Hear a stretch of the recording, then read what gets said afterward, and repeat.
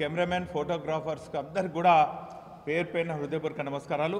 Press meet కార్యక్రమంలో నాతో పాటు జెడ్పీ చైర్పర్సన్ సుధీర్ అన్న గారు, నాగూర్ల వెంకన్న గారు, టీజేఏ రాష్ట్ర అధ్యక్షులు యాదన్న గారు, సుందర్ రాజ్ యాదవ్ గారు, అసన్పర్తి మండల నాయకులు, మా మైనార్టీ నాయకులు నయీం గారు, పులి రజనీకాంత్ గారు, ఖుద్దూస్ గారు, శ్రీధర్ గారు, మిగతా పేరున హృదయపూర్వక నమస్కారాలు. 3-4 రోజుల క్రితము ముఖ్యమంత్రి గారు ఇటు అసెంబ్లీలో తెలంగాణ ప్రభుత్వ చిహ్నమైనటువంటి కాకతీయుల తోరణం కానీ చార్మినార్ కానీ అధికారికంగా ఉన్నటువంటి ఈ చిహ్నాలను తొలగించాలని ప్రకటించడం, అదే కాకుండా క్యాబినెట్లో కూడా దీన్ని చర్చించి దీన్ని తొలగించాలన్నటువంటి ప్రకటన చూసి యావత్ తెలంగాణ ప్రజానికమంతా కూడా ఆందోళన చెందుతున్నది. ప్రత్యేకించి పోరుగల్లు లాంటి ఓరుగల్లో ఉన్నటువంటి కళాకారులు, శిల్పులు, మేధావులు, చరిత్రకారులు అందరూ కూడా పెద్ద ఎత్తున ఆందోళన చెందుతున్నారు. ఈ సందర్భంగా వీరి పక్షాన ఒక బాధ్యత పార్టీ ప్రతినిధిగా రేవంత్ రెడ్డి గారు వారి మంత్రివర్గ సహచరులు తీసుకున్నటువంటి నిర్ణయాన్ని వెంటనే విరమించుకోవాలని చెప్పి ఈ సందర్భంగా మేము డిమాండ్ చేస్తున్నాం. కాకతీయుల తోరణం అంటే అనేక మంది శిల్పులు 100 ఏళ్ల నాడు చెక్కినటువంటి శిల్పులు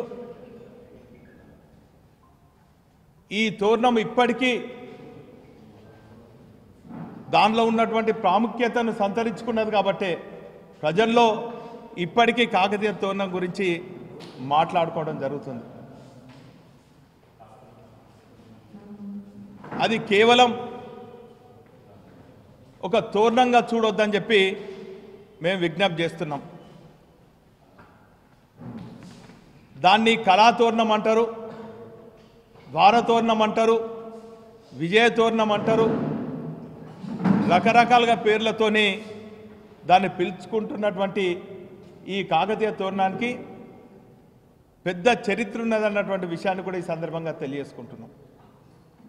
అందులో ఉన్నటువంటి హంస కానీ లేక అందులో ఉన్నటువంటి మొసళ్ళు కానీ చెక్కినటువంటి చూసినట్టయితే అందులో ఒక గొప్ప చరిత్ర, కాకతీయులు పాలించినటువంటి గొప్ప చరిత్ర ఇమిడి ఉన్నది. ఇంత గొప్ప చరిత్రను, ఈ తెలంగాణ చరిత్రను రూపుమాపే కుట్ర ముఖ్యమంత్రి రేవంత్ రెడ్డి గారు వారి సహచరులు చేస్తుంటే ఊకునే ప్రసక్తి లేదు.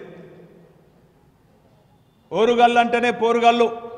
ఒకవేళ ఈ నిర్ణయాన్ని కనుక మీరు విరమించుకోకుంటే పోరుగల్లు నుంచి మరో పోరాటానికి శ్రీకారం చుడతామని కూడా ఈ సందర్భంగా తెలియజేస్తున్నాం.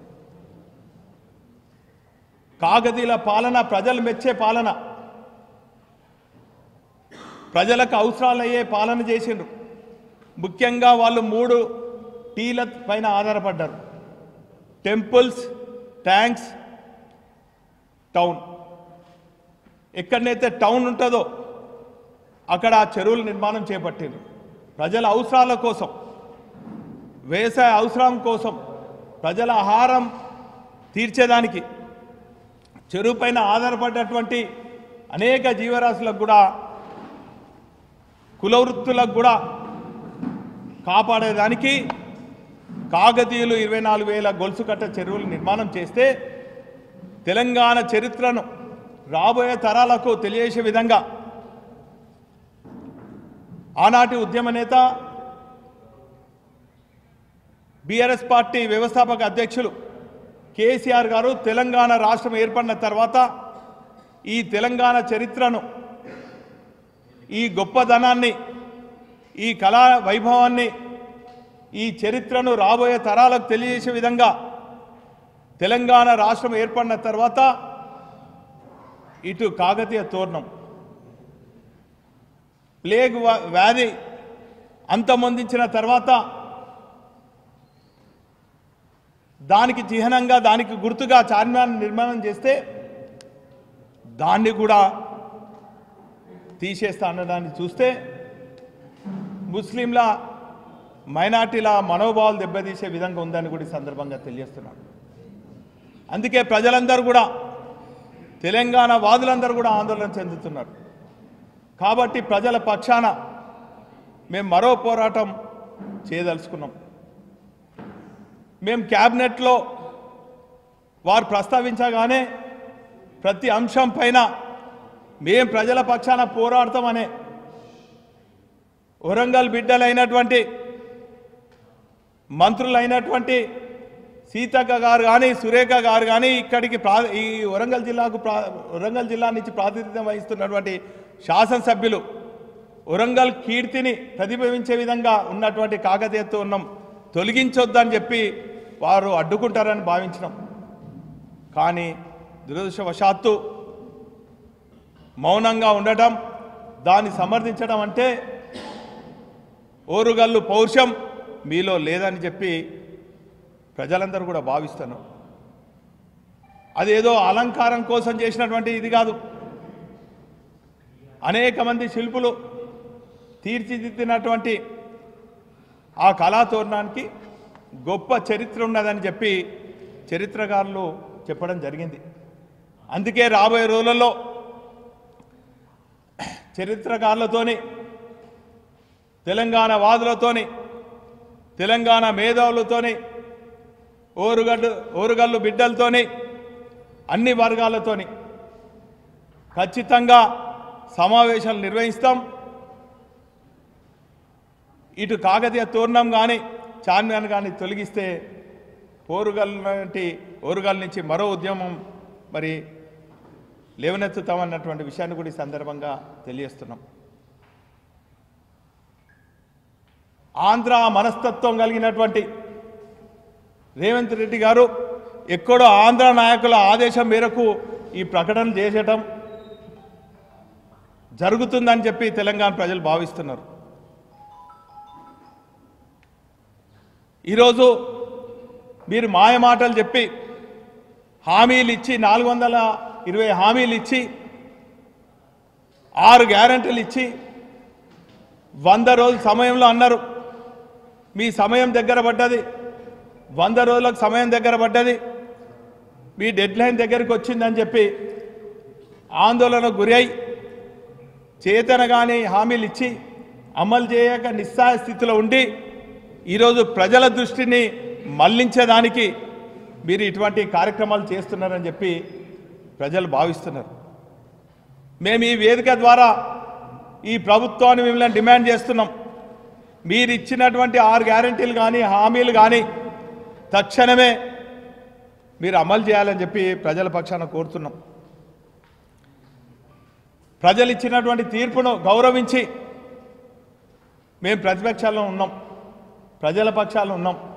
ప్రజా సమస్యలను మా దృష్టికి తీసుకొస్తే, ప్రజలు మా దృష్టికి తీసుకొస్తే మేము అనేక వేదికల ద్వారా ప్రశ్నిస్తున్నాం.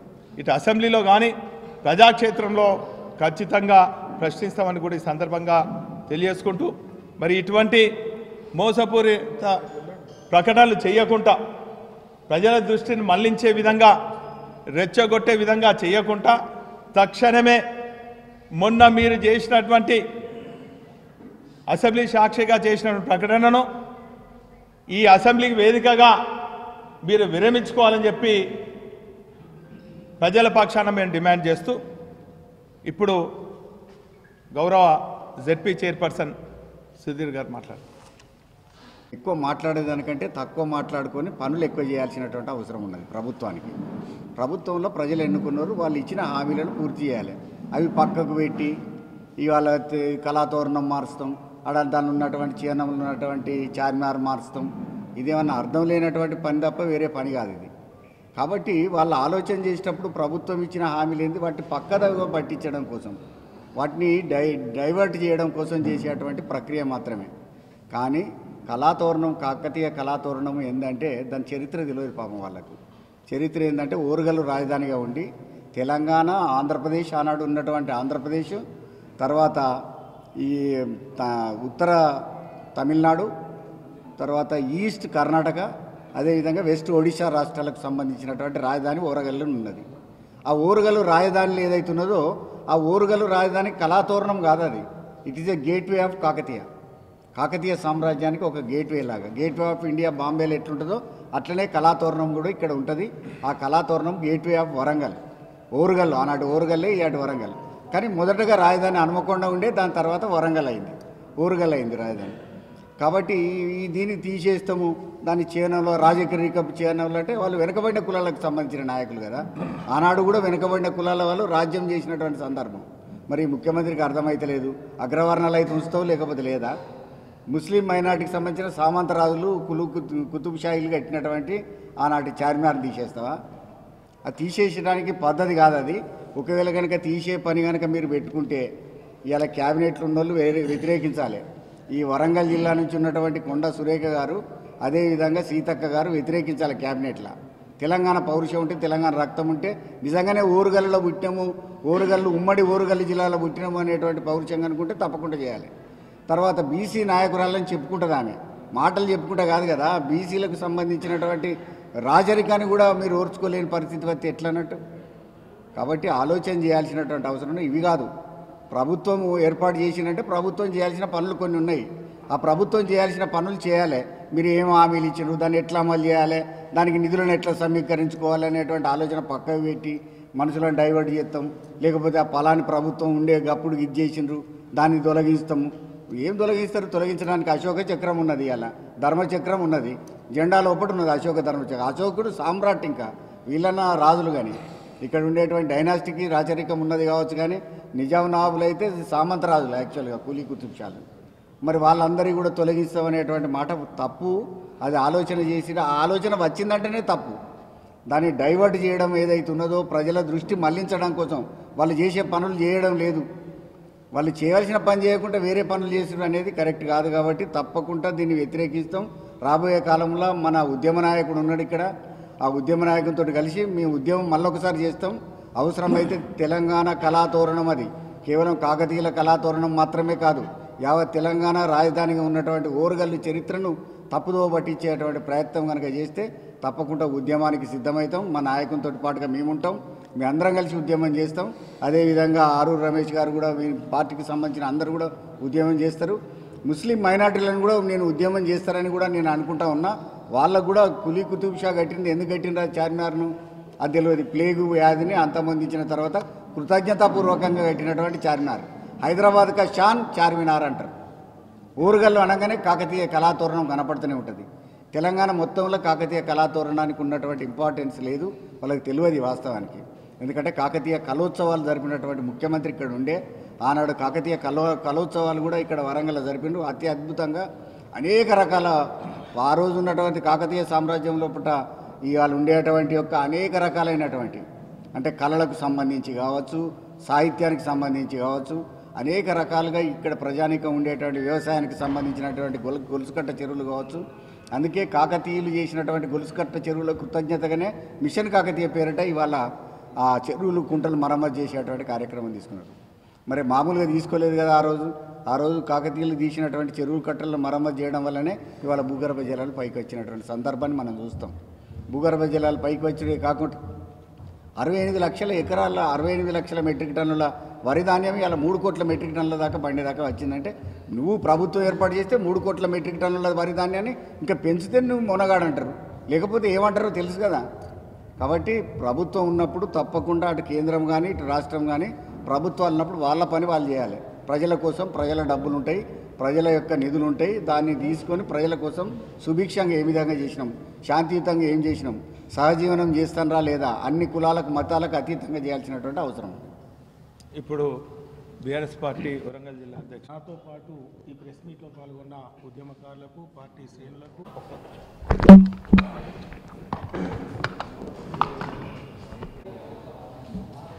ఈరోజు తెలంగాణ రాష్ట్రంలో జరుగుతున్న పరిస్థితులు, పరిణామాలను చూస్తే నీళ్లు, నిధులు, నియామకాల కోసం ఉద్యమ పార్టీగా టీఆర్ఎస్ బయలుదేరి మరి రాజకీయ పార్టీగా తెలంగాణ రాష్ట్ర సాధనగా సాధించిన తెలంగాణలో ప్రజా సంక్షేమం, నీళ్లు, నిధులు, నియామకాల కోసం పుట్టిన పార్టీ. మరి ఆ పార్టీ ఈరోజు మరో ఉద్యమం చేయాల్సిన అవసరం ఉంది.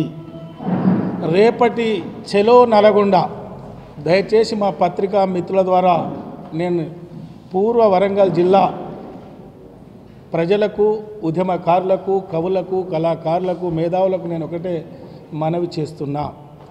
ఈరోజు తెచ్చుకున్న తెలంగాణలో నీళ్ళ కోసం ప్రాజెక్టులు నిర్మాణం చేస్తే ఆ నీటిని తెలంగాణ రాష్ట్రంలోని 1 కోటి ఎకరాలు మాగాని చేస్తే ఆ నీళ్లపైన రాద్ధాంతం చేసి రాజకీయం చేసే పరిస్థితి కనబడుతుంది. దానికి తోడుగా మరి ఈరోజు కృష్ణా నీటి పరివారం మరి కేంద్రానికి అప్పజెప్పే ప్రయత్నం స్పష్టంగా కనిపిస్తుంది. దానికి నిరసనగా మన నీళ్లు మన హక్కు అని కొట్లాడడం కోసం మరో ఉద్యమం మరి కేసీఆర్ గారి నాయకత్వంలో రేపు శ్రీకారం చుట్టబోతుంది. కాబట్టి వరంగల్ జిల్లా నుండి మరి పెద్ద ఎత్తున కూడా తరలి రావాలని నేను ఈ సందర్భంగా నేను మనవి చేస్తున్నా. మరి ప్రజలు మార్పు కావాలి అని కోరుకున్నారని చెప్తున్న ఈ ప్రభుత్వం మరి ప్రజల ఆశీర్వాదంతో మీరు అధికారంలోకి వచ్చారు. 6 గ్యారంటీలు, 420 హామీలు, వాటి అమలు పక్కన పెట్టి మార్పు కోరుకున్నారు. కాబట్టి గతంలో తెచ్చిన తెలంగాణలో ఏదైతే ఈ ప్రభుత్వం చేపట్టిందో, నీళ్లు, నిధులు, నియామకాలను చెప్పిందో ఆ నీళ్లను మార్పు చేయాలి, ఆ నియామకాలను మార్పు చేయాలి, ఆ సంపదను మార్పు చేయాలని మాట్లాడుతున్నారు తప్ప మీరు కొత్తగా చేసే ప్రయత్నాలు ప్రజలకు ఇప్పటి వరకు కనిపిస్తలేవు. ఏంటిది? తోరణాలు మార్చాలి, పేర్లు మార్చాలి, తెలంగాణ తల్లి విగ్రహ రూపం మార్చాలి. మార్పు ఇది మీరు చేసేది. ప్రజలు కోరుకున్నది మరి కేసీఆర్ గారి నేతృత్వంలో సాగునీటి వల్ల లక్షల మెట్రిక్ టన్నుల ధాన్యాన్ని పండించిన రైతులు, ఆ రైతుల సహాయార్థం అందించాల్సిన రైతు బంధును దాటవేస్తూ మరి ఏదైతే వృద్ధులకు, వితంతువులకు, నేతన్నకు, గీతన్నకు, ఒంటరిస్త్రీకి, బోధకాలు బాధితులకు మీరు పెంచిన ఆసరా పెన్షన్లు అమలు చేయకుండా కాలయాపన చేసి గత ప్రభుత్వం అవినీతి చేసింది అని అబద్ధాలు చెప్పే ప్రయత్నం మీరు చేస్తున్నారు. ప్రజలు ఆ మార్పు కోరుకోలే. మీ పాలనలో ఇంకా మెరుగైన సౌకర్యం, మెరుగైన పాలన అందుతుందని కోరుకున్నారు తప్ప మీరు ఈ గత పాలనలో, గత ప్రభుత్వంలో ఉద్యమ నేత కేసీఆర్ గారు ఒక పట్టుదలతో ఈ తెచ్చిన తెలంగాణలో సంపద పెంచాలి, పేదలకు పంచాలని ఈరోజు ఏ మేరకు ఈ రాష్ట్రాన్ని ముందుకు తీసుకుపోయినా మీ కళ్ళ ముందు ఉంది. గతంలో సాగునీటి పరిస్థితి ఏందో మీకు తెలుసు, ఈరోజు సాగునీటి పరిస్థితి ఏమిటో తెలుసు. మరి కాళేశ్వరం ప్రాజెక్టు, మరి ఆ ప్రాజెక్టు నిర్మాణంపై మాట్లాడకుండా బ్యారియర్ వంగింది, అది కుంగింది, దాంట్లో నాణ్యత లేదు, దానికి క్వాలిటీ కంట్రోల్ ఉంది. మీరు సిట్టింగ్ జడ్జితో విచారణ జరిపిస్తా అన్నారు, విజిలెన్స్ ఎంక్వైరీలు అవుతున్నాయి. మరి అది కాదు కదా రాజకీయం. ఆ నీటిని ఏ విధంగా చివరి ఆయకట్టు వరకు మీరు మళ్ళిస్తారు? దాని మరమ్మతులేంటి, దాన్ని తీసుకోవాల్సిన చర్యలు ఏందో చేస్తలేరు. కానీ గతంలో గత ప్రభుత్వం మరి కేసీఆర్ గారు మరి సాగునీటి విషయంలో ప్రాజెక్టులు చేపట్టి అవినీతికి పాల్పడరని మీరు ఆరోపణ చేసే ప్రయత్నం చేస్తున్నారు. అది ప్రజలు గమనిస్తున్నారు. ఈరోజు పేదలకు అందాల్సిన గొర్రెల పంపిణీ కావచ్చు, ఆసరా పెన్షన్లు కావచ్చు, దళిత బంధువు కావచ్చు, బీసీ బంధువు కావచ్చు, మైనార్టీ బంధువు కావచ్చు, మరి వీటి ఊసు లేకుండా వాటిని దాటవేస్తూ ఏం చేస్తున్నారో యువత గమనిస్తున్నారు. నిరుద్యోగ భృతి అన్నారు, మీరు పెట్టిన బడ్జెట్లో నిరుద్యోగ భృతి కాదు కదా, మరి ఈ బీసీ సంక్షేమం కోసం మీరు పెట్టినది ఏందో అన్నీ కూడా ప్రజలు గమనిస్తున్నారు. దయచేసి మా పత్రికా మిత్రుల ద్వారా నేను ఒకటే మీకు మనవి చేస్తున్నా, 6 గ్యారంటీలో 100 రోజుల తర్వాత అన్నీ అమలైతాయని సంతోషం. 100 రోజుల వరకు మేము వేచి చూస్తాం. దాని అనుసంధానం 420 గ్యారంటీలు ఉన్నాయి. అవన్నీ కూడా అమలు కావాలి. ఈ రాష్ట్రం బాగుపడాలనుకోవడంలో మా టీఆర్ఎస్ పాత్ర గొప్పగా ఉంటుంది. కానీ ఈరోజు రేపటి కార్యక్రమం మరి కృష్ణా నీటిని, కృష్ణా బోర్డును మరి కేంద్రాన్ని అప్పగించడంలో టీఆర్ఎస్ పార్టీ ఖండిస్తుంది. కేసీఆర్ గారి నాయకత్వంలో నీళ్లు, నిధులు, నియామకాల కోసం ఏ పోరాటం అయితే చేశామో మళ్ళీ రేపు శ్రీకారం చుడుతున్నాం. కాబట్టి పెద్ద ఎత్తున ఉద్యమకారులారా, కార్మికులారా, మేధావులారా, కర్షకులారా రేపటి చలో నల్గొండను విజయవంతం చేయాలి. మన నీరును మనం దక్కించుకోవాలని ఈ సందర్భంగా నేను మనవి చేస్తున్నాను.